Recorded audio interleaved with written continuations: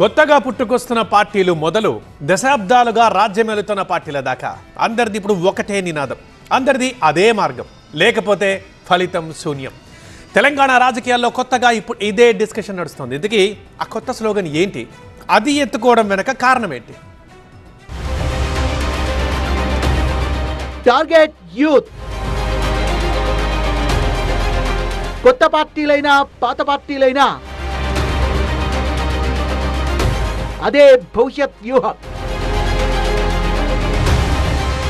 ఎన్నికలకు 2.5 ఏళ్ల ముందే తెలంగాణలో రాజకీయం వేడెక్కుతోంది. బీఆర్ఎస్ నుంచి బయటకు వచ్చిన కల్వకుంట్ల కవిత కొత్త పార్టీ ప్రకటనతో అది పీక్స్ కు చేరుకుంది. అధికారమే లక్ష్యంగా ముందుకు సాగుతామంటూ ఆల్రెడీ ఉన్న పార్టీలకు సవాల్ విసిరారు కవిత. అధికార పక్షాన్ని ఇటు ప్రతిపక్షాన్ని విమర్శలతో టార్గెట్ చేసిన కవిత తన పార్టీ సిద్ధాంతం ఏంటో చెప్పే ప్రయత్నం చేశారు. యువతకు రాజకీయంగా మెరుగైన అవకాశాలు కల్పిస్తామని చెప్పారు. రాజకీయాల్ని యువతరంతో నింపేయడమే సంకల్పంగా తమ కొత్త పార్టీ ముందుకు సాగుతుందన్న కవిత తమ పొలిటికల్ ప్రయాణంలో యువతను భాగస్వామ్యం చేస్తామని చెప్పారు.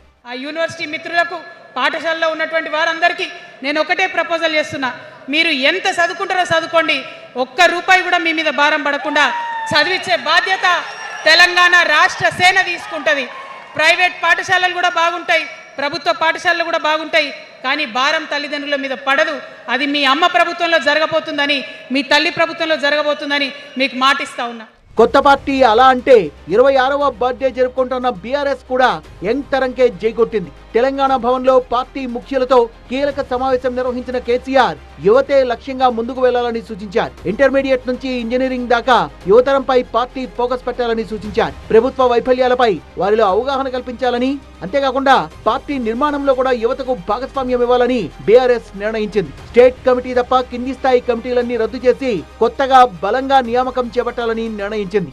రక్షణ కవచం లాగా ఎట్లా మన కార్యకర్తలు, మన నాయకత్వం నిలబడాలి అనే ఆలోచనతో మరి వారిని కేవలం మెంబర్షిప్ చేయడమే కాకుండా, మెంబర్షిప్ జరిగిన అనంతరం కమిటీల నిర్మాణం మాత్రమే కాకుండా ఆయా కమిటీలకు మరి మొత్తం ప్రతి నియోజకవర్గంలోని మరి ముఖ్యమైన కార్యకర్తలందరికీ కూడా శిక్షణా తరగతులు కూడా, నాయకత్వానికి అట్లాగే మరి కార్యకర్తలకు కూడా శిక్షణా తరగతులు పెట్టాలనే నిర్ణయం కూడా తీసుకోవడం జరిగింది. మొత్తానికి పార్టీలది ఇప్పుడు యువ మంత్రం, రాజకీయ తంత్రం.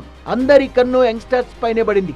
వచ్చే ఎన్నికలకు కీలకంగా మారనున్న జెన్జీ బ్యాచ్ ను తమ వైపు తిప్పుకునే వ్యూహంతో పనిచేస్తున్నట్టుగా తెలుస్తోంది. మరి ఈ విషయంలో పార్టీలు ఎంతవరకు సక్సెస్ అవుతాయో చూడాలి.